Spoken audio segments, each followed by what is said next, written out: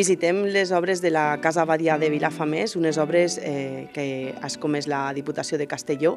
per tal de poder ampliar el MACBA, que sabeu que és el Museu d'Art Contemporani Vicent Aguilera Cermi. Era un dels objectius de l'àrea de cultura de la Diputació de Castelló poder escometre aquestes obres en una inversió de 232.000 euros i el que hem comprovat és que els avanços són molt importants. Això el que permetrà, a banda d'ampliar la part de lo que és el museu, és també donar una part accessible a lo que és el museu, perquè, com tots sabeu, és un palau del segle XV, on és molt difícil l'accessibilitat, però este nou edifici permetirà que algunes sales puguin ser accessibles i això permetirà que la gent que ara no pot visitar les sales del MACBA les podran visitar.